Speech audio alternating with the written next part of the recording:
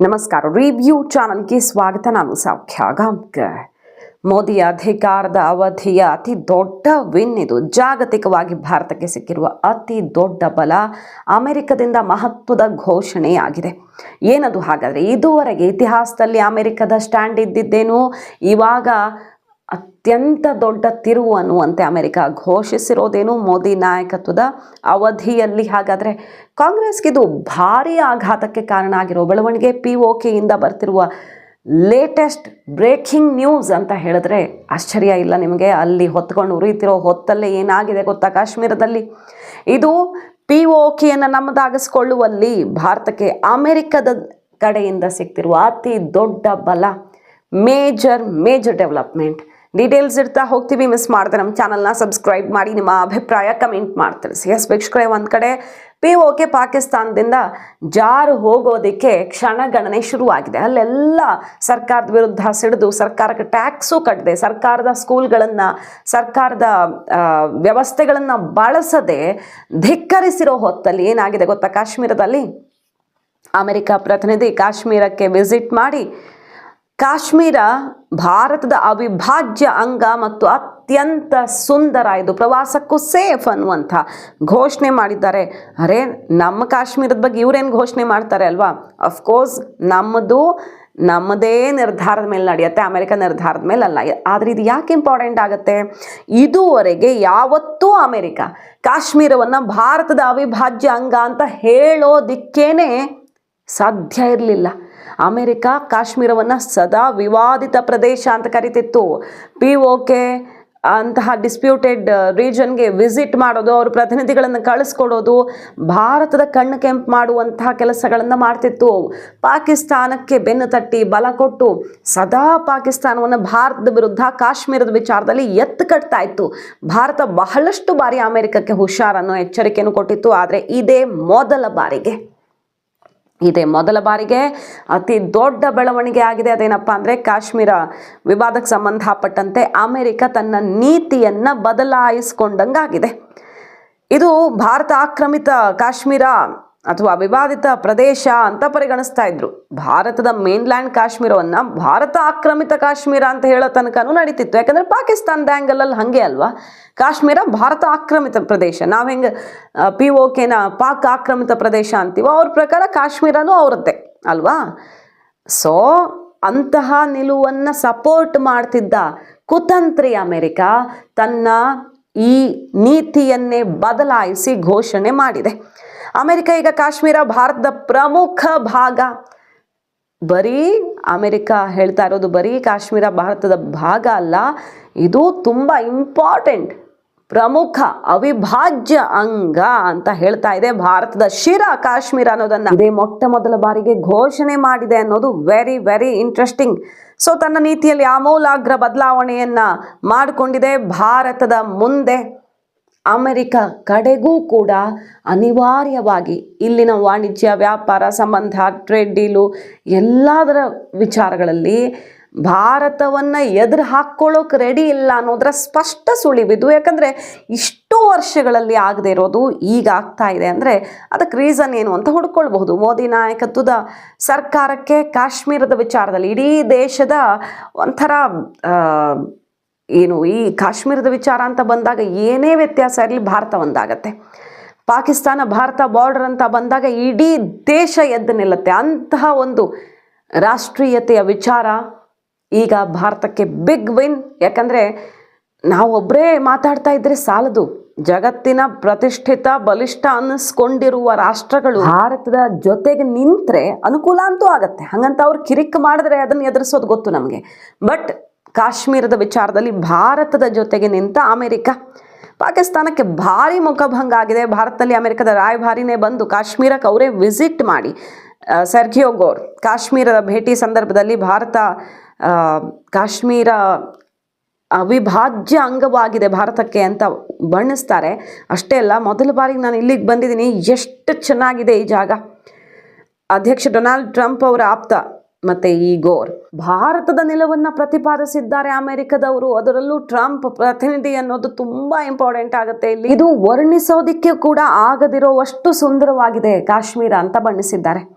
ಹಾಗೆ ಇಷ್ಟು ದಿನ ಅಮೆರಿಕ ಎಚ್ಚರಿಕೆ ಕೊಟ್ಟಿತ್ತು, ಡೈರೆಕ್ಟಿವ್ಸು, ಯಾವ ರೀತಿ ಕಾಶ್ಮೀರಕ್ಕೆ ಪ್ರಯಾಣ ಮಾಡೋ ಅಮೆರಿಕದವರು ಹುಷಾರಾಗಿರಿ, ಭಯೋತ್ಪಾದಕರ ದಾಳಿ ಆಗುತ್ತೆ ಅನ್ನೋ ರೀತಿಯಲ್ಲಿ. ಬಟ್ ಇವಾಗ ಭಯೋತ್ಪಾದಕರ ಕುಚೇಷ್ಟೆ ಅಲ್ಲಿ ಇಲ್ವೇ ಇಲ್ವಾ, ಭಯನೇ ಇಲ್ವಾ ಅಂತ ಕೇಳಿದ್ರೆ ಸಾಧ್ಯವಾದಷ್ಟು ಬದಲಾಗಿದೆ. ಎಷ್ಟೋ ದೊಡ್ಡ ಪ್ರಮಾಣದಲ್ಲಿ ಭಯೋತ್ಪಾದಕರ ಆತಂಕದಿಂದ ಮುಕ್ತವಾಗಿ ಪ್ರವಾಸೋದ್ಯಮ ಹಿಂದೆಂದೂ ಇತಿಹಾಸದಲ್ಲಿ, ಸ್ವತಂತ್ರ ಭಾರತದ ಇತಿಹಾಸದಲ್ಲಿ ಕಂಡರಿಯದ ರೀತಿಯಲ್ಲಿ ಬದಲಾಗಿದೆ. ಸಿಕ್ಕಾಪಟ್ಟೆ ಇನ್ವೆಸ್ಟ್ಮೆಂಟ್ಗಳಾಗಿವೆ, ಹೊರಗಡೆಯಿಂದ ಬಂದು ಕೈಗಾರಿಕೆ ಉದ್ಯಮ ಎಲ್ಲ ಶುರುವಾಗಿದೆ. ಸೊ ಸೇಫ್ ಇದೆ ಕಾಶ್ಮೀರ. ತಮ್ಮ ಈ ಸೂಚನೆಯಲ್ಲೂ ಬದಲಾವಣೆ ಮಾಡ್ತೀವಿ ಇನ್ನು ಮುಂದೆ ಅನ್ನೋದನ್ನು ಗೋರ್ ಹೇಳಿದ್ದಾರೆ. ಹಾಗಾಗಿ ಕಾಶ್ಮೀರ ಸೇಫ್ ಆಗಿದೆ ಅನ್ನೋದನ್ನು ಘೋಷಿಸಿದೆ ಅಮೆರಿಕ. ಕಾಶ್ಮೀರ ಭಾರತದ ಅಂಗ, ಅತಿ ಮುಖ್ಯ ಅಂಗ ಅನ್ನೋದನ್ನು ಪ್ರತಿಪಾದಿಸಿದೆ ಅಮೆರಿಕ. ಎಷ್ಟು ಇಂಟ್ರೆಸ್ಟಿಂಗ್ ನೋಡಿ. ಇವರು ಸರ್ಗಿಯೋ ಗೋರ್ ತನ್ನ ಸಂಗಾತಿ ಜೊತೆ ಬಂದು ದಾಲ್ ಲೇಕಲ್ಲಿ ವಿಹಾರ ಮಾಡಿ ಹೋಗಿದ್ದಾರೆ. ಅದು ಇನ್ನೂ ಇಂಟ್ರೆಸ್ಟಿಂಗ್. ಯಾಕೆ ಇಂಟ್ರೆಸ್ಟಿಂಗ್ ಅದು ಅಂತ ಕೇಳಿದ್ರೆ, ಕಾಂಗ್ರೆಸ್ ಸರ್ಕಾರದ ಅವಧಿಯಲ್ಲಿ ಮಿನಿಸ್ಟರ್ ಶಿಂದೆ, ಅವತ್ತಿನ ಹೋಮ್ ಮಿನಿಸ್ಟರ್ ಶಿಂದೆನೇ ಹೇಳ್ತಾ ಇದ್ರು, ಇದು ಸೇಫ್ ಅಲ್ಲ, ಕಾಶ್ಮೀರಕ್ಕೆ ಹೋಗೋಕ್ಕೆ ನನಗೆ ಭಯ ಆಗತ್ತೆ ಅಂತ. ಒನ್ಸ್ ಅಗೇನ್ ರಿಪೀಟ್ ಮಾಡ್ತಿದ್ದೀನಿ, ಕಾಂಗ್ರೆಸ್ನ ಮಂತ್ರಿ ಹೇಳ್ತಾ ಇದ್ರು, home minister Sushil Kumar Shinde, two scared ಅಂತ ಟು ವಿಸಿಟ್ ಕಾಶ್ಮೀರ, ಭಯ ಆಗತ್ತೆ ಅಂತ ನಮ್ಮ ಗೃಹ ಸಚಿವರೇ ಹೇಳ್ತಾ ಇದ್ರು. ಬಟ್ ಈಗ ಅಮೆರಿಕ ಹೇಳುತ್ತೆ ಕಾಶ್ಮೀರ ಸೇಫ್ ಅಂತ.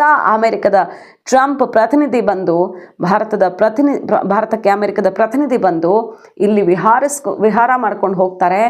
ಎಷ್ಟು ಚೆನ್ನಾಗಿದೆ ಹೇಳಕ್ಕೆ, ಬಣ್ಣಿಸೋಕೆ ಸಾಧ್ಯ ಆಗ್ತಿಲ್ಲ, ಅಷ್ಟು ಚೆನ್ನಾಗಿದೆ ಕಾಶ್ಮೀರ ಅಂತ ಬಣ್ಣಿಸಿ ಹೋಗ್ತಾರೆ.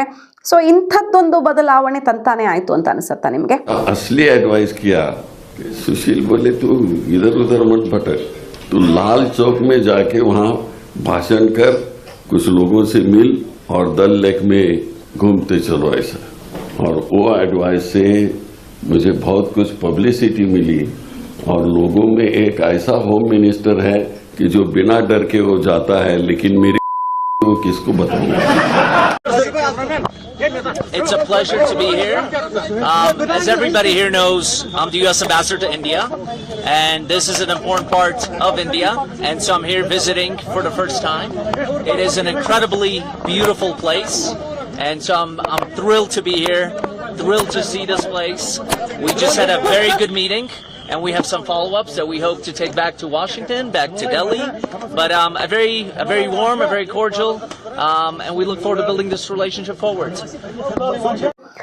ಯಾವ ಕಾಶ್ಮೀರದಲ್ಲಿ ಕಲ್ಲು ತೂರಾಟ ಆಗ್ತಿತ್ತೋ, ಯಾವ ಕಾಶ್ಮೀರದಲ್ಲಿ ಸ್ಕೂಲು, ಕಾಲೇಜ್, ಯೂನಿವರ್ಸಿಟಿಗಳು ಕ್ಲೋಸ್ ಆಗಿರ್ತಿತ್ತೋ, ಯಾವ ಕಾಶ್ಮೀರದಲ್ಲಿ ಧ್ವಜಾರೋಹಣ ಮಾಡೋದು ಅಂದರೆ ಅದೊಂಥರ ಬಹುದೊಡ್ಡ ಸಾಧನೆ ಅನ್ನೋ ಅಷ್ಟು ಕ್ರಿಟಿಕಲ್ ಸಿಚುವೇಶನ್ ನಿರ್ಮಾಣ ಆಗ್ತಿತ್ತು, ಅದೆಲ್ಲವೂ ಇವತ್ತು ಅತ್ಯಂತ ಸುಗಮವಾಗಿ ನಡೀತಾ ಇರೋದು. ಪ್ರವಾಸೋದ್ಯಮ ನಡೀತಾ ಇರೋದು ತುಂಬ ಚೆನ್ನಾಗಿ. ಎಲ್ಲ ಪ್ರವಾಸೋದ್ಯಮ ಕೇಂದ್ರಗಳು ತುಂಬ ಚೆನ್ನಾಗಿ ಬಜೆಟನ್ನು ಪಡ್ಕೊಂಡು ಒಳ್ಳೆ ಡೆವಲಪ್ಮೆಂಟ್ ಕೂಡ ನೋಡಿದೆ. ಅದರ ಜೊತೆಗೆ ಎಂತಹ ಇನ್ಫ್ರಾಸ್ಟ್ರಕ್ಚರ್ ಆಗಿದೆ ಕಾಶ್ಮೀರಕ್ಕೆ. ಕಾಶ್ಮೀರದ ಸುತ್ತಮುತ್ತಲು ಚೆನಾಬ್ ಅನ್ನುವಂಥ ಒಂದು ಬ್ರಿಡ್ಜು ಎಂಜಿನಿಯರಿಂಗ್ ಮಾರ್ವೆಲ್ ಅಂತ ಅದನ್ನು ಬಣ್ಣಿಸಲಾಗ್ತಿದೆ. ಈ ವಿರೋಧಿಗಳು ಕೂಡ ಮೆಚ್ಚಿಕೊಳ್ತಾರೆ. ಒಮರ್ ಅಬ್ದುಲ್ಲಾ ಬಾಯ್ ಬಿಟ್ಟು ಹೇಳ್ತಾರೆ, ನಾವು ಮೋದಿ ಸರ್ಕಾರ ನಮಗೆ ಕೊಟ್ಟಿಲ್ಲ ಅಂತೆಲ್ಲ ಹೇಳೋಕ್ಕೆ ಆಗಲ್ಲ, ಯಾಕಂದ್ರೆ ನಮ್ಗೆ ಹೇಳೋಕೆ ಅವ್ರು ಅವಕಾಶನೇ ಕೊಡ್ತಿಲ್ಲ. ಅವ್ರು ಮನಸ್ಸು ಮಾಡಿದರೆ ನಮ್ಮ ಸರ್ಕಾರವನ್ನು ಬಡ್ದು ಬಾಯಿಗೆ ಹಾಕ್ಕೊಳ್ಬಹುದಿತ್ತು. ಯಾಕಂದರೆ ಸಾಮಾನ್ಯವಾಗಿ ಇರುತ್ತಲ್ಲ ಅದು ರಾಜಕೀಯ ವೈರುಧ್ಯ ಅಂತ, ಸಿದ್ಧಾಂತ ಮತ್ತೊಂದು ಅಂತ ಬಂದಾಗ. ಬಟ್ ಮೋದಿ ಸರ್ಕಾರ ನಮ್ಮ ಊಹೆಗೂ ಮೀರಿ ಅಲ್ಲೆಲ್ಲ ಮಾಡಿದೆ ಅಂತ. ಸ್ಟೇಟ್ ಹುಡ್ಡು ಅದು ಇದು ಡಿಮ್ಯಾಂಡ್ಸ್ ಇವೆ, ಒಮರ್ ಅಬ್ದುಲ್ಲಾಗೆ ವ್ಯತ್ಯಾಸಗಳೇ ಇಲ್ಲ ಅಂತಲ್ಲ. ಬಟ್ ಅಭಿವೃದ್ಧಿಯ ವಿಚಾರದಲ್ಲಿ ನರೇಂದ್ರ ಮೋದಿ ಸರ್ಕಾರವನ್ನು ಮುಕ್ತವಾಗಿ ಶ್ಲಾಘಿಸ್ತಾರೆ ಒಮರ್ ಅಬ್ದುಲ್ಲಾ. ನಿನ್ನೆನೂ ಅಷ್ಟೇ ಗೋರ್ ಬಂದಾಗ ಸಮಸ್ಯೆಗಳು ಒಂದಿಷ್ಟಿವೆ, ಅದೆಲ್ಲ ಈಗ ನಾವು ವಿದೇಶದ ಪ್ರತಿನಿಧಿ ಬಂದಾಗ ಮಾತಾಡೋದಲ್ಲ ಅಂತಾರೆ. ಇದು ರಾಹುಲ್ ಗಾಂಧಿ ಅವರಿಗೆ ಟೈಟ್ ಸ್ಲ್ಯಾಪ್ ಅಂತಾನೆ ಚರ್ಚೆ ಆಗ್ತಿರೋದೀಗ. ಯಾಕಂದರೆ ವಿದೇಶದ ಎದುರು ಹೋಗಿ ಭಾರತವನ್ನು ಬೈದು ಬರೋರಿಗೆ ಅಟ್ಲೀಸ್ಟ್ ಒಮರ್ ಅಬ್ದುಲ್ಲಾ ನೋಡಿ ಕಲ್ತ್ಕೊಳ್ಬೇಕು, ಸಮಸ್ಯೆಗಳನ್ನು ಇಂಟರ್ನಲ್ಲಿ ಚರ್ಚೆ ಮಾಡ್ಕೊಳ್ಬೇಕು. ಇರೋದೇ ಇಲ್ವಾ ಸಮಸ್ಯೆಗಳು, ಇರುತ್ತೆ. ಇದನ್ನು ಅಟ್ಲೀಸ್ಟ್ ನೋಡಿ ಕಲ್ತ್ಕೊಳ್ಳಿ, ಅವ್ರ ಜೊತೆಗಾರರೇ ಅಲ್ವಾ ಇವರೆಲ್ಲ ಅಂತ ಈಗ ತೆವಿತಾ ಇದ್ದಾರೆ. India is traveling to Srinagar today, and you have a scheduled meeting with him. How do you see his visit? काफ़ी लंबे अरसे के बाद अमेरिका के एम्बेसडर जो हैं वो जम्मू कश्मीर आ रहे हैं, और मेरी तो किसी भी अमेरिकन एम्बेसडर से बहुत ही ज़्यादा लंबे अरसे के बाद मुलाकात हो रही है. आने दीजिए, उनसे बैठ के बात करेंगे. मैं ज़्यादा तो उनसे सुनना पसंद करूंगा, लेकिन वो भी सुनने के लिए आ रहे हैं। अब देखते हैं किस तरह की बातचीत होती है। आज दोपहर को वो मिलने आ रहे हैं। ಸೊ ಇದು ಭಾರತಕ್ಕೆ ಸಂಬಂಧಪಟ್ಟಂತೆ ಅತಿ ದೊಡ್ಡ ಬೆಳವಣಿಗೆ. POK ಹೊತ್ತುರಿತಿದೆ, ನರಮೇಧ ಮಾಡ್ತಿದೆ ಪಾಕಿಸ್ತಾನ POK ಜನರನ್ನ ಗುಂಡಿಟ್ಟು ಕೊಲ್ತಿದೆ, ಹತ್ಯೆ ಮಾಡ್ತಿದೆ ಅಲ್ಲಿನ ನಾಗರಿಕರನ್ನ. ಇಂತಹ ಸಮಯದಲ್ಲಿ ಭಾರತದ ಕಾಶ್ಮೀರ ಅನ್ನೋದನ್ನ ಅಮೆರಿಕ ಒತ್ತಿ ಹೇಳ್ತಿರೋದಿದೆಯಲ್ಲ, POK ಪಾಕಿಸ್ತಾನದಿಂದ ತುಂಡರಿಸಿ ಬೇರಾಗ್ತಿರೋ ಸಮಯದಲ್ಲಿ, ತಂತಾನೆ ಆಗ್ತಿರೋ ಟೈಮಲ್ಲಿ ಎಲೆಕ್ಟ್ರಿಸಿಟಿ ಬಿಲ್ ಬೇಡ, ಟ್ಯಾಕ್ಸ್ ಬೇಡ, ಅವರ ಸ್ಕೂಲು ಹಾಸ್ಪಿಟಲ್ಸ್ ಯಾವುದೂ ಯೂಸ್ ಮಾಡ್ತಿಲ್ಲ. ಈಗ JAC ಎಷ್ಟು ದೊಡ್ಡ ಹೆಜ್ಜೆ ಇಟ್ಟಿದೆ ಅಂದರೆ POK ಹೋರಾಟಕ್ಕೆ ಸಂಬಂಧಪಟ್ಟಂತೆ ಜನರೆಲ್ಲ ಕಣ್ಣು ಹಾಯಿಸಿದಷ್ಟು ದೂರದ ಹೋರಾಟ, ಜನ ಅಲ್ಲಿ ದಂಗೆ ಎದ್ದಿದ್ದಾರೆ. ಇನ್ನು ಗೌರ್ಮೆಂಟ್ನ ಸೌಲಭ್ಯವನ್ನೇ ಬಳಸಿಕೊಳ್ಳದೆ ಇರೋದಕ್ಕೆ ನಿರ್ಧಾರ ಆಗಿರೋ ಹೊತ್ತಲ್ಲಿ, POKಯಲ್ಲಿ ಮೇಜರ್ ಟರ್ನಿಂಗ್ ಪಾಯಿಂಟ್ ಆಗಿರೋ ಹೊತ್ತಲ್ಲೇ ಕಾಶ್ಮೀರ ಭಾರತದ್ದು ಅಂತ ಘೋಷಿಸಿದ ಅಮೆರಿಕ. ಸೊ ಇದು ಬಿಗ್ ವಿನ್ ಅಲ್ಲದೆ ಮತ್ತೇನೂ ಅಲ್ಲ. ಜಾಗತಿಕವಾಗಿಯೂ ಭಾರತಕ್ಕೆ ಕಾಶ್ಮೀರದ ಅತಿ ದೊಡ್ಡ ಬಲ ಕೈ ಸೇರಿದಂತಾಗಿದೆ. ಮಾಹಿತಿ ಇಷ್ಟ ಆಗಿದ್ರೆ ಮಿಸ್ ಮಾಡದೆ ನಮ್ಮ ಚಾನಲ್ನ ಸಬ್ಸ್ಕ್ರೈಬ್ ಮಾಡಿ, ನಿಮ್ಮ ಅಭಿಪ್ರಾಯ ಕಮೆಂಟ್ ಮಾಡಿ ತಿಳಿಸಿ. Thank you.